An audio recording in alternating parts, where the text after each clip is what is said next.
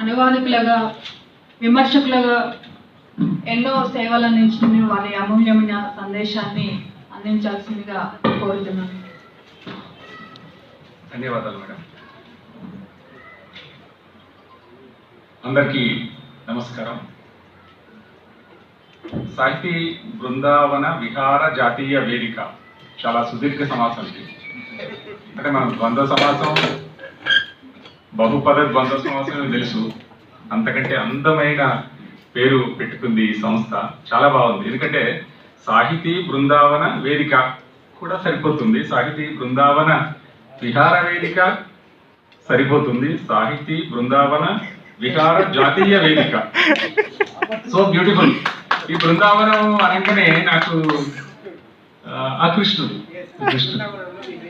బృందావనంలో విహరించిన కృష్ణుడు ఒక 100 మంది గోపికల మధ్య ఒక అద్భుతమైన ప్రణయాన్ని కృష్ణశాస్త్రి తలిరాకు జొంపముల సందుల త్రోవల నేలవాలు తుహిన కిరణ కోమల రేఖవో పువ్వు దీవెవో వెలది యవతెవు నీప విటకీవనంలో అంటాడాయన. అంతా జ్ఞాపకం వస్తుంది. ఎందుకు జ్ఞాపకం వస్తుంది అంటే ఈ సంస్థ పేరు చూసి. ఇంకా నాకు ఒకటి ఈ సందర్భంలో ఈ జంక్చర్లో ఇక్కడ కూర్చుంటే యాదగిరి గారు పాట పాడుతూ ఉంటే నేను కింద ఉన్నట్టు ఒకసారి ఫీల్ అయ్యాను. కింద ఉంటే పిల్లలు, మేము 10వ తరగతి 9వ తరగతి అందరికి గుర్తొస్తుంది వెనక్కి పోతే. మనకి వార్షికోత్సవం, స్కూల్ వార్షికోత్సవం పెడితే వచ్చి పెద్ద మనుషులని ఊర్లో సర్పంచును ఇంకా చాలా మంది గ్రామ పెద్దలందరినీ పిలిచి మాట్లాడిస్తుంటే ఒక్కొక్కరు సుదీర్ఘోపన్యాసాలు చేస్తుంటారు. కింద మనమేమో వీళ్ళది ఎప్పుడు అయిపోతుంది, మన డ్రామాలు ఎప్పుడు వేసుకుందామని మనం చూస్తుంటాం. ఇప్పుడు ఇక్కడ ఉన్న చాలా మంది పిల్లలు ముద్దు ముద్దుగా ఆ అమ్మాయి డ్యాన్స్, అదేంటి భవ్యశ్రీ డ్యాన్స్ చూసినట్టే మనము చూడని కళాకారులు ఇంకా చాలా మంది ఉన్నారు. ఇందులో సుమారుగా 10 మంది చాలా గొప్ప శ్రమ సేవ చేసి ఈ సాహితీ బృందావన విహార జాతీయ వేదిక ద్వారా గుర్తింపు పొందుతున్నటువంటి వాళ్ళు ఉన్నారు. వాళ్ళందరి అంతరంగం ఏముంటుంది అని కూడా నాకు ఒకసారి ఆలోచించాలని అనిపించింది. అయినా నాకు మనము సాధ్యమైనంత మేరకు సంక్షిప్తం చేసుకోవడానికి ప్రయత్నిస్తాం. కానీ నేను నెల్లుట్ల సునీత గారి మాటల్లో నేను చీఫ్ గెస్ట్ని కాబట్టి కొంచెం స్వేచ్ఛ తీసుకుంటా. 2 మాటలు ఎక్కువ చెప్తాం యాదగిరి గారి కంటే. ఈ సభకి నిజంగా నన్ను పిలిచినందుకు కొంచెం ఈ మధ్య కరీంనగర్ వెళ్ళాక ఎక్కడైనా సభలు పిలిస్తే మాది ఒక విచిత్రమైన పరిస్థితి. వస్తా అన్న టైంకి పక్క రాకుండా చేసే సందర్భాలు చాలా ఉంటాయి. ఇంకొకటి ఏంటంటే ఒక జోక్ ఉంది. ఈ పెద్దవాళ్ళు అనేవాళ్ళు, పెద్దవాళ్ళు అంటే ఎత్తు పొడుగులో కాదు, ఏదో పనుల్లో ఎక్కువ పెద్దవాళ్ళు అనేవాళ్ళు వచ్చేటప్పుడే ఎప్పుడు వెళ్ళిపోవాలో ఆలోచించుకొని వస్తారు అని. నేను కూడా ఎప్పుడు వెళ్ళిపోవాలనే ఆలోచనలోనే ఉన్నాను, అలా కరీంనగర్ వెళ్ళాలి కాబట్టి. సో ఇంత మంచి కార్యక్రమానికి నన్ను ఆహ్వానించిన ఈ సంస్థ అధ్యక్షురాలు, ఈనాటి సభాధ్యక్షురాలు, మంచి కవయిత్రి, మంచి స్పీకర్ అని ఎందుకు అంటున్నానంటే కింద ఏమైనా జరగని ఆమె చెప్పాలనుకుంది నిఖార్సుగా చెప్పిన తర్వాతనే పక్కకు జరుగుతుంది. అట్లాంటి గొప్ప సంయమనం ఉంది ఆమె. అట్లాంటి నెల్లుట్ల సునీత గారికి ఇందాక నాకు ఏం మాట్లాడరాదు అంటూనే కృతజ్ఞతలు ముందే చెప్పేసుకొని సమయాన్ని సద్వినియోగం చేసుకున్న పసునుటి జనార్దన్ గారికి, ఆత్మీయ మిత్రుడు కూరెళ్ళ శ్రీనివాస్కు ఈ మధ్య జంట కవిత్వం రాస్తే జంట కవులవుతారు, జంట పెయింటింగ్ వేస్తే జంట పెయింటర్లు అవుతారో లేదో శ్రీనివాసే తర్వాత చెప్పాలి. కానీ ఆయన నేను కలిసి ఒక వెంచర్ చేశాను, జాయింట్ వెంచర్ అంటే నా తెలంగాణ రూపాయలలో సగం పేజీలు ఆయన ఆక్రమించుకున్నాడు. అట్లా ఆక్రమించుకొని దానికి కొత్త అందాన్ని తెచ్చినందుకు నాకు చాలా ఆనందం కలిగింది, తనకు కూడా చాలా ఆనందం కలిగింది అనే సంగతి కూడా నాకు తెలిసింది. అట్లాంటి ఆత్మీయ మిత్రుడు శ్రీనివాస్ అందుకు గొప్ప కాదు, ఆయన తెలంగాణ రాష్ట్రం గర్వించదగినటువంటి చిత్రకారుడు. తెలంగాణ రాష్ట్రంలో వేళ్ల మీద లెక్కించే 6 మంది చిత్రకారులు కూడా ఇప్పుడు బతుకున్న వాళ్ళల్లో లేరు. ఆ స్థానాన్ని ఆక్రమించిన చిత్రకారుడు నా ఆత్మీయ మిత్రుడు నల్లగొండ ముద్దుబిడ్డ, ఆయనకి ధన్యవాదాలు. తర్వాత కేశబోయిన శ్రీనివాసరావు గారు, ముఖ్యంగా కేశబోయిన శ్రీనివాసరావు గారు అంటే నేను ఎవరో అనుకున్నాను. ఈ మొత్తం సభలో మోస్ట్ రిలవెంట్ స్పీచ్, చాలా గొప్ప ఆలోచనలు రేకెత్తించే థాట్ ప్రొవోకింగ్ స్పీచ్ ఎవరైనా ఉంది అంటే కేశబోయిన శ్రీనివాసులు గారు. ఆయన మాట్లాడిన మాట ప్రతి ఒక్కటి అక్షర సత్యం. చాలా అద్భుతంగా 45 నిమిషాలకు ప్రిపేర్ అయి ఉంటారు వాళ్ళు. క్లాస్లో పోయిందంటే ఏం సబ్జెక్ట్ ఉన్నా లేకపోయినా 45 నిమిషాలు మాట్లాడగలరు. కానీ 5 నిమిషాలలో ముగింపజేసిండు మన వాకిటి రామరెడ్డి. ఎందుకంటే అయిపోయింది, టైం అయిపోయింది అని. ఇట్లాంటి గొప్ప సభలో ఉన్నటువంటి పెద్దలు శ్రీమతి జ్యోతిరెడ్డి గారు, వారు కూడా అనేక రకాల సేవల్లో ఉన్నారు. వారిని తొలిసారిగా నేను ఇక్కడే వేదిక మీదే చూస్తున్నాను. భవిష్యత్తులో మరిన్ని సభల్లో కలుసుకునే అవకాశం ఉంటుంది. వెంకటేశ్వర్లు గారు, వెంకటేశ్వర్లు అంటే నేను ఎవరో అనుకున్నాను. భూపతి పెట్టకుండా వెంకటేశ్వర్లు పెడితే ఏమర్థం అవుతుంది? అసలు వెంకటేశ్వర్లు పెట్టకపోయినా భూపతి పెడితే మాకు మోదీపూలు యాదికి వస్తాడు, నల్గొండ యాదికి వస్తుంది, పోరాటం యాదికి వస్తుంది. కాబట్టి భూపతి అంటాను నేను.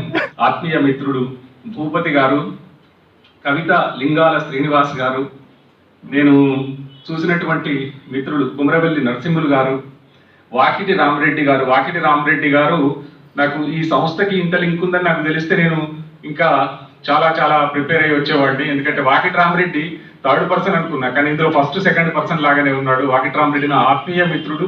నా మీద ఒక చక్కటి పాటని కట్టి పాడాడు. అందుకు చాలా ధన్యవాదాలు. ముఖ్యంగా బూరుగు గోపీకృష్ణ ఇక వేదిక మీద లేదు. వేదిక ముందు వాళ్ళది చాలా గొప్పతనం అని నేను మొదలై చెప్పాను. వేదిక ముందున్న వాళ్ళ మనసు నాకు చాలా ఇష్టం. బూరుగు గోపీకృష్ణ నన్ను ఈ సభకు వచ్చేటందుకు ప్రేరేపించిన మొట్టమొదటి వ్యక్తి. నెల్లూట్ల సునీత గారి కంటే ముందు మిత్రుడికి ధన్యవాదాలు. శివరాత్రి యాదగిరి గారి గురించి ఆయన పాటే మీకు పరిచయం చేసింది. సుధారాణి గారు, తర్వాత కింద చాలా మంది మిత్రులు ఉన్నారు. వేదిక మీద ఎంత ఆత్మీయులో వేదిక ముందున్నటువంటి ఆత్మీయులు కూడా అట్లాంటి పెద్దలు, కవులు, రచయితలు ఉన్నారు. మాయకుంట నారాయణ రెడ్డి గారు, వైరాగ్యం ప్రభాకర్ గారు, మూర్తి గారు, సీతాలక్ష్మి గారు లేకుండా మూర్తి గారు రావడం నేను మొదటిసారి చూస్తున్నాను. ఇట్లాంటి మంచి సభకి వచ్చినందుకు నాకు మొట్టమొదటి చాలా ఆనందంగా ఉంది.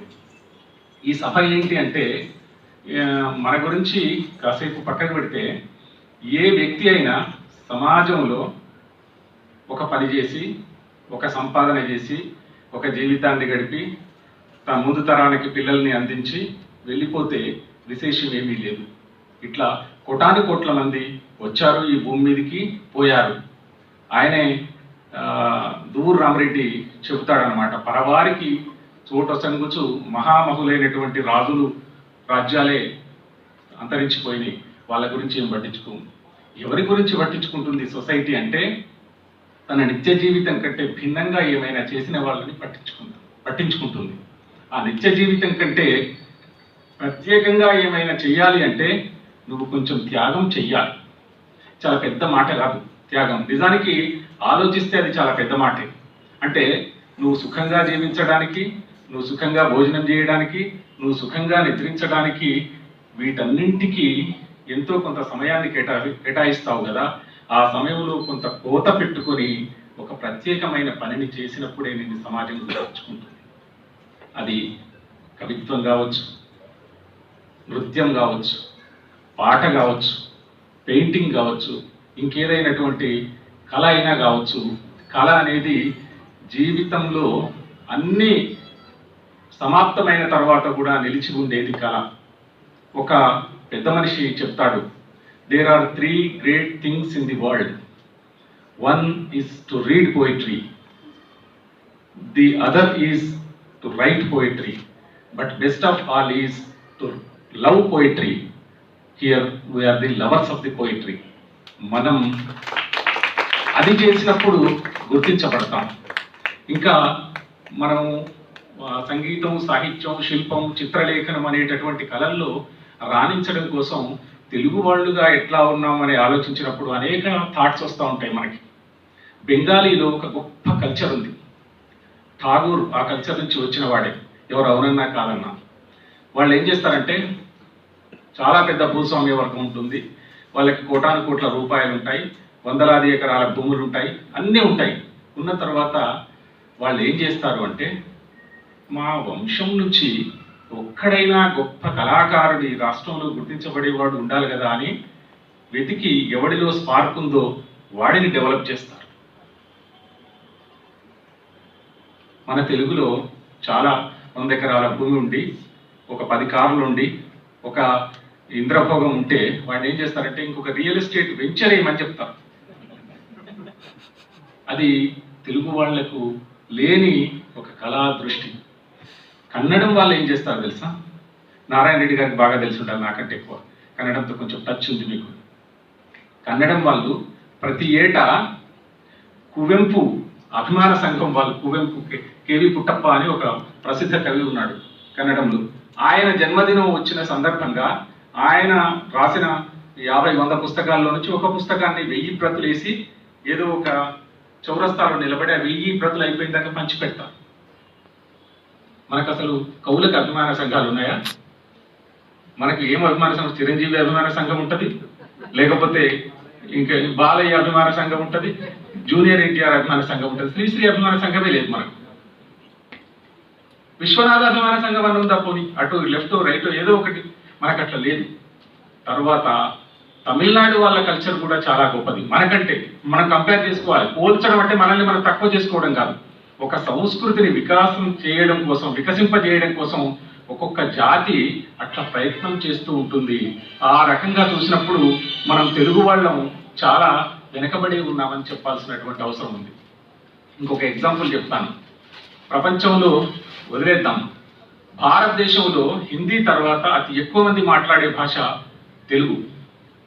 మన వాళ్ళు ఏమంటారంటే బెంగాలీ ఎక్కువ మంది మాట్లాడతారు సార్ అంటారు. కాదు, బెంగాల్లో బంగ్లాదేశ్ కలిసి ఉన్నప్పుడు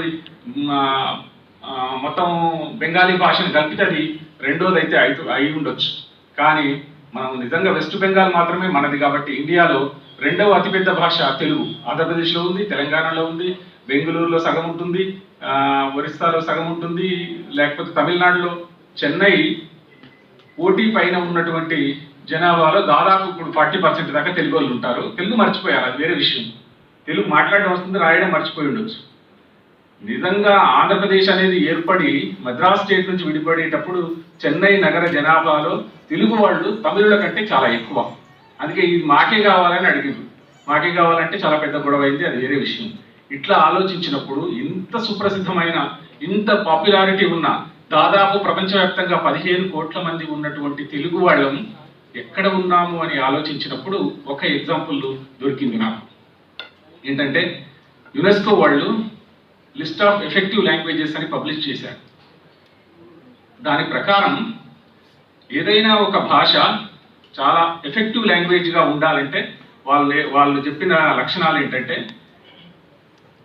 ఆ భాషలోని సారస్వతాన్ని చదువుకోవడం కోసం అయినా ఆ భాషను నేర్చుకోవాలి, లేదా ఆ భాషతో ఉన్న ప్రజల మధ్యకి పోయి బిజినెస్ చేసుకోవడం, వ్యవహారం నడిపించుకోవడం కోసమైనా ఆ భాషను నేర్చుకోవాలి, లేదా కనీసం ఆ భాషతో తప్పనిసరి ఏదైనా పని పెడతానన్నా ఆ భాషను నేర్చుకోవాలి. ఇది ఎఫెక్టివ్ లాంగ్వేజెస్. అది లేదా దానికి అది విస్తరిస్తూ ఉండాలి. ఇది ఎఫెక్టివ్ లాంగ్వేజెస్ అని లిస్టు పబ్లిష్ చేశారు. చేసి మేము ఒకసారి తమిళనాడుకు వెళ్ళాం. తమిళనాడు సాంస్కృతిక శాఖ మంత్రి గారు మాకు ఆ లిస్టు చదువుతూ కూర్చొని మాది తమిళం ఇక్కడ ఉందండి అని చూపించాడు. తెలుగు ఇండియాకు వచ్చేటప్పటికి ఎఫెక్టివ్ లాంగ్వేజెస్ లిస్టులో ఫస్ట్ ఏముందంటే హిందుస్థానీ అని రాశారు వాళ్ళు, హిందీ అన్నట్టు. రెండవది బెంగాలీ ఉంది, మూడవది పంజాబీ, గుజరాతీ, ఇంకా చివరికి రాజస్థానీ అనే ఒక లాంగ్వేజ్ ఉందని నేను అనుకోలేదు. హిందీయే మాట్లాడుతాను, అది కూడా ఉంది. తమిళం ఉంది, కన్నడం ఉంది, మలయాళీ ఉంది. మరి తెలుగు ఎక్కడ ఉంది సార్ అని అడిగాను నేను. ఇట్లా మొత్తం లిస్ట్ అంతా అయిపోయింది సార్, లిస్ట్ ఇలా లేదు అన్నాడు. అంటే మనం ఏ పరిస్థితిలో ఉన్నామంటే, మనం తమిళనాడులో ఉన్న వాళ్ళ తెలుగు వాళ్ళని తెలుగు నేర్పించలేము, ఒరిస్సాలో భువనేశ్వర్లో కొంతమంది ఉంటారు వాళ్ళతో నేర్పించలేము, బెంగళూరులో ఉన్న వాళ్ళకి నేర్పించలేము. పోనీ ఆంధ్రప్రదేశ్లో తెలంగాణలో ఉన్న వాళ్ళకి నేర్పిస్తున్నామా అంటే మ్యాక్సిమం ఇంగ్లీష్ మీడియంలోకి ఎంటర్ అయిపోయినాం. ఇంగ్లీష్ మీడియంలోకి ఎంటర్ అయిన వాళ్ళు కూడా ఒక భాష కింద తెలుగు చదువుతున్నారా అంటే చదవడం లేదు. ఇక ఇది పక్కకు పెట్టేసి ఎవడైనా హైదరాబాద్కి వచ్చి వ్యాపారం చేసుకోవడం కోసం లేదా సాఫ్ట్వేర్ ఇంజనీర్ అయితే వాడు 10 ఏళ్ళు ఇక్కడ ఉండి తెలుగు భాష రాయడం ఎట్లాగో నేర్చుకోవడం, మాట్లాడతాడా అంటే తెలుగు అసలే మాట్లాడకుండా 10 సంవత్సరాలు హైదరాబాద్లో ఉండి వెళ్ళిపోయిన వాళ్ళు కొన్ని వందల మంది ఉన్నారు. This is the fate of Telugu language. దీన్ని దృష్టిలో పెట్టుకొని చూసినప్పుడు తెలుగుని, తెలుగు కళల్ని, తెలుగు సంస్కృతిని, తెలుగు పద్ధతుల్ని మనం ఖచ్చితంగా పనిగట్టుకొని ప్రచారం చేయడమే కాకుండా వాటిని ప్రచారం చేస్తున్న వాళ్ళని గుర్తించాల్సినటువంటి ఒక హిస్టారికల్ అవసరం ఉంది ఇప్పుడు. ఆ అవసరాన్ని నెరవేరుస్తున్నటువంటి అనేక సంస్థలలో ఇప్పుడు బృందావన సాహితీ బృందావన విహార జాతీయ వేదిక వాళ్ళు కూడా ఆ పని చేస్తున్నందుకు నేను మొట్టమొదటి సంతోషపడ్డాను. సాహిత్యంలో కృషి చేసిన వాళ్లకు, సంగీతంలో కృషి చేసిన వాళ్లకు, సామాజిక సేవ చేసిన వాళ్లకు, నృత్యంలో చేసిన వాళ్లకు ఈరోజు పురస్కారాలు, జాతీయ స్థాయి పురస్కారాలు ఇవ్వడం ద్వారా కేవలం వాళ్ళని గౌరవిస్తున్నాం, వాళ్ళకి సన్మానం చేస్తున్నాం అని అనుకోవడం కాదు. అట్లాంటి వాళ్ళు ఇంకా చాలా మంది తయారు కావడానికి వాళ్ళు ఒక స్ఫూర్తినిస్తున్నారు అని నాకు అనిపిస్తూ ఉంది.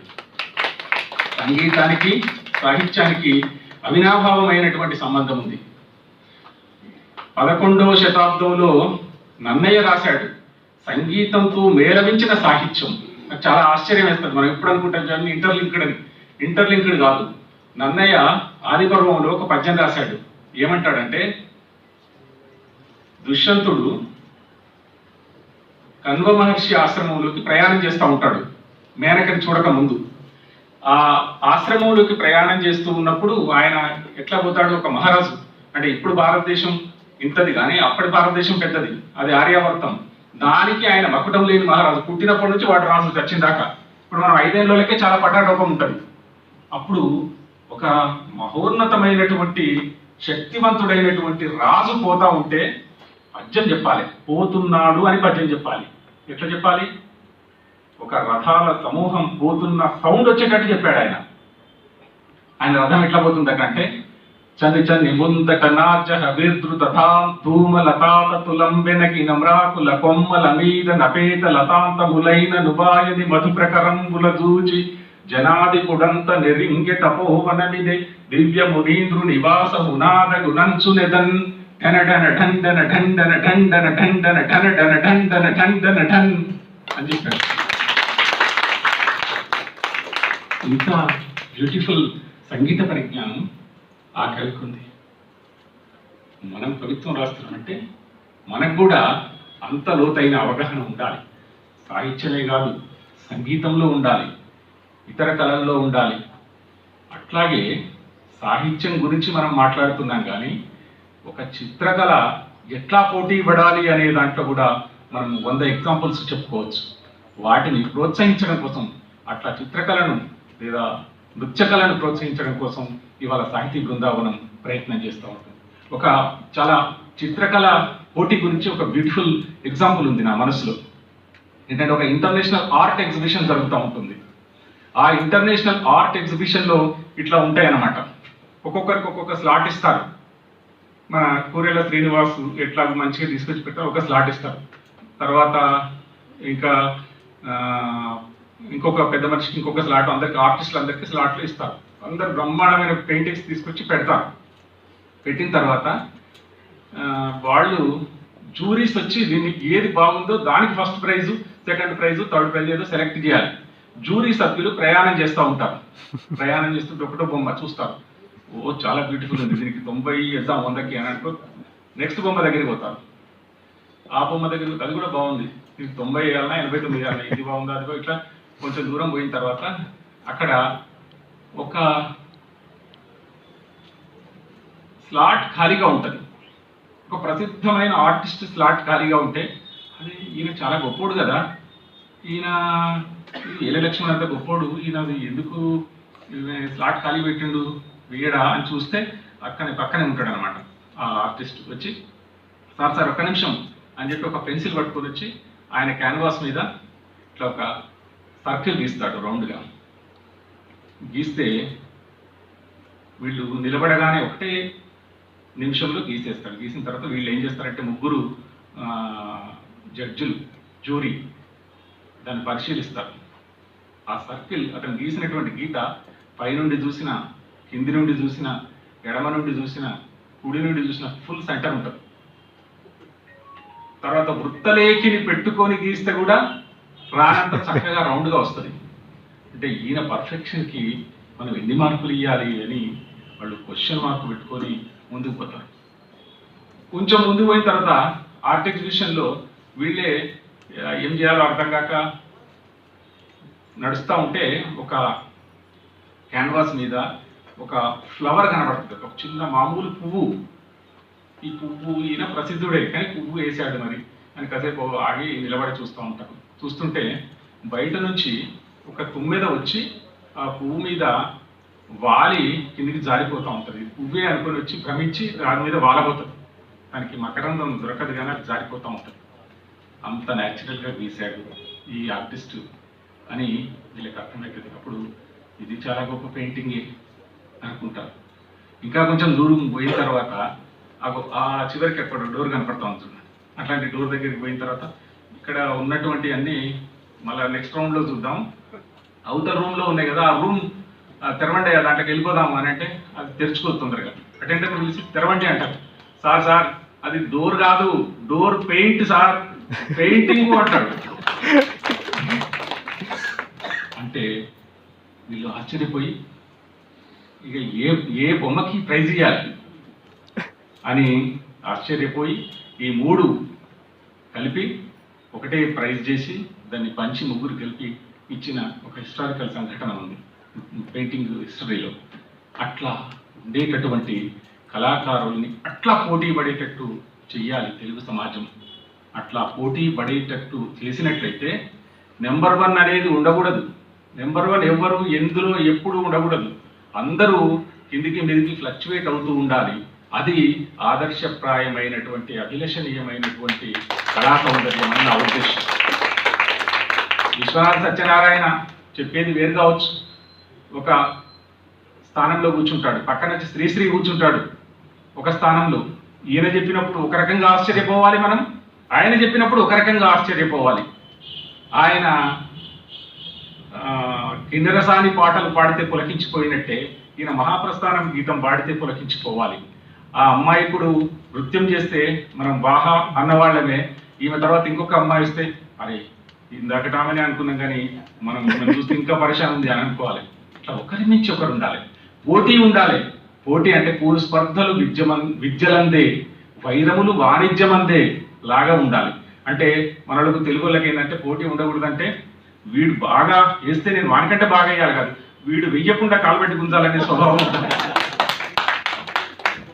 ఇవన్నీ ఒక రకంగా మనల్ని తెలుగు వాళ్ళని వెనక్కి పట్టించడం కోసం చాలా కారకాలు అవుతున్నాయి అని అనిపిస్తోంది. ఎందుకంటే తెలుగులో నేను ఒకసారి బెంగాల్ వెళ్ళాను, కలకత్తా నుంచి మిడ్నాపూర్ అని. పోయిన జనరల్ ఎలక్షన్స్లో ఎంపీ ఎలక్షన్స్ జరిగినాయి. ఇక్కడ అసెంబ్లీ అయిన తర్వాత ఎంపీ ఎలక్షన్లు అయినప్పుడు నన్ను అబ్జర్వర్గా అక్కడ అపాయింట్ చేస్తే నేను వెళ్ళాను మిడ్నాపూర్.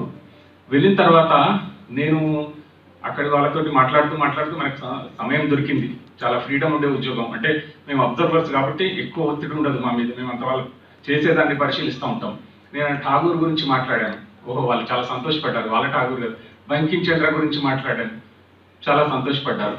ఇంకా చాలా నవల, దేవదాస్ అనేది ఒక మీ నవల అనుకుంటున్నారు కానీ మీ తెలుగు వాళ్ళ దాంట్లో ఎన్టీ రామారావు నటించాడు, కృష్ణ నటించాడు, ఇవన్నీ చెప్పాను. వాళ్ళకి అన్నీ ఏం అర్థం కాలేదు. దేవదాస్తో మలం అన్నట్టు మాట్లాడారు. వాళ్ళకి హిందీ సరిగ్గా రాదు, ఇంగ్లీష్ సరిగ్గా రాదు, బెంగాలీ ఒకటే వస్తుంది. ఈ సందర్భంలో ఇంతసేపు నేను సాహిత్యం గురించి మాట్లాడుతున్నాను కదా, ఎవరైనా తెలుగు వాళ్ళు మీకు కవులు తెలుసా అని అడిగాను. తెలుగు తెలియదు సార్, తెలియదు అని అన్నారు. అరే మీ దగ్గర ఈశ్వర్ చంద్ర విద్యాసాగర్ ఎంతటోడో మా దగ్గర గురజాడ అప్పారావు అంతటోడబ్బా. గురజాడ అప్పారావు పేరు ఎప్పుడు వినలేదను అంటే నేను ఎప్పుడు వినలేదు, మేము వినలేదన్న. పోనీ శ్రీశ్రీ అనే అతను చాలా గొప్ప కవి, మహాప్రస్థానం అనేది మేము వరల్డ్ ఫేమస్ బుక్ అనుకుంటాం తెలుగులో, అది కూడా మాకు తెలియదు. తెలుగు వాళ్ళు అసలు తెలియదు వాళ్ళకి. The same is the fate even today. Telugu పుస్తకాలు, తెలుగు సంస్కృతి, తెలుగు కళలు ఇతర భాషల్లో పోలేదు. ఎందుకు పోలేదంటే మనలో మనమే కాలుబట్టి లాక్కుంటున్నాం. మనలో మనమే అసలు నిజంగా సుదీర్ఘమైనటువంటి కృషి చేయట్లేదు. ఎవరైనా మీరు వజ్రం అనే ఒక సినిమా ఉంది, I think I'm not taking much time, ఇంకా 2 నిమిషాలు ముగిస్తాను. వజ్రం అనే ఒక సినిమా ఉంది. ఒక పోలీస్ ఆఫీసరు తన కొడుకుని, అరే నేను పోలీసుని సబ్ ఇన్స్పెక్టర్ కావడానికి చాలా కష్టమవుతుంది, హెడ్ కానిస్టేబుల్ దగ్గర ఆగిపోతున్నా, నువ్వు మాత్రం ఐపీఎస్ కావాలరా అంటే, వాడు ఐపీఎస్ అంటే జీవితం మొత్తం ఐపీఎస్ అని మనం సతాయించి ఎట్టి పరిస్థితుల్లో నాకు అవకాశం వస్తే కూడా నేను ఐపీఎస్లో చేరుద్ది అనుకుంటాడు వాడు. వజ్రం సినిమా ఎవరికైనా జ్ఞాపకం ఉండాలి, నాగార్జున. లాస్ట్కు వాడు నేను ప్రిపేర్ గాను, సివిల్స్కి ప్రిపేర్ గాను, ఐపీఎస్కి ప్రిపేర్ గాను, మరి ఏం చేస్తావురా అంటే వాడు ఆడుతుంటాడు ఏదో ఆట. ఈ ఆటలోనే మునిగి తేలి ఆడి వాడు కసి కొద్దీ ఆడి ఒక రోజున వాడు నేషనల్ ప్లేయర్, ఇంటర్నేషనల్ ప్లేయర్ అవుతాడు. ఈ ఇంటర్నేషనల్ ప్లేయర్ ఆడే ఆటకి రక్షణగా ఒక ఐపీఎస్ ఆఫీసర్లు 2-3 వచ్చి నిలబడతారు. ఆ రోజు వాడు చెప్తాడు ఏంటంటే, నాన్నకి అన్న నేను నాకు ఇష్టమైంది చేస్తా తప్ప మీకు ఇష్టమైంది చేయను, నాకు ఇష్టమైంది చేయనిస్తే నేను చాలా గొప్పవాడిని అవుతా అని అంటారు. అందుకే ఇది మనం అందరం నేర్చుకోవాల్సిన పాఠం. నాకు కవిత్వం ఇష్టం అంటే కవిత్వంలో నన్ను నిరంతరం పనిచేయనియాలి. కవిత్వంలో నేను పనిచేయడం కోసం నా నిద్రలో కొంత భాగం కోల్పోతాను. నా ఆనందంలో అంటే ఎంటర్టైన్మెంట్, చాలా సినిమాలు చూస్తుంటాం, చాలా పేకాడుతుంటాం, చాలా మందు కొడుతుంటాం, ఇవన్నీ చేస్తారు కదా, అవన్నింటినీ త్యాగం చేయాలి.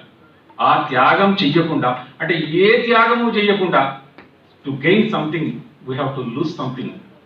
అది మనందరం ఈ సందర్భంగా నేర్చుకోవాలని సాహితీ బృందావన వేదిక చెబుతున్నట్లుగా నేను భావిస్తూ ఉన్నాను.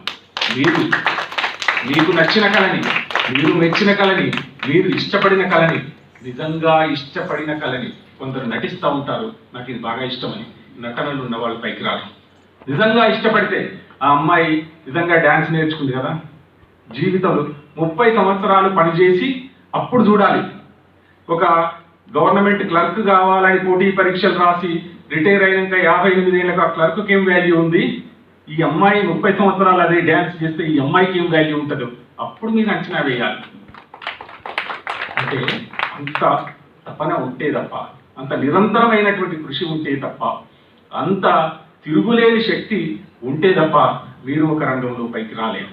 మీరు ఒక రంగంలో పైకి రావాలంటే మనస్ఫూర్తిగా చేయండి, ఇష్టపడి చేయండి, కష్టపడి చెయ్యకండి. బహుశా ఈ మెసేజ్ చెప్పడం కోసమే నెల్లూట్ల సునీత గారు వారి శ్రీవారు ఇలాంటి మంచి కార్యక్రమాన్ని ఏర్పాటు చేశారు.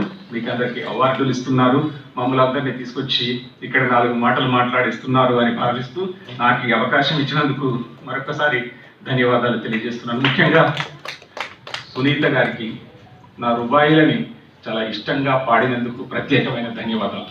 నమస్కారం.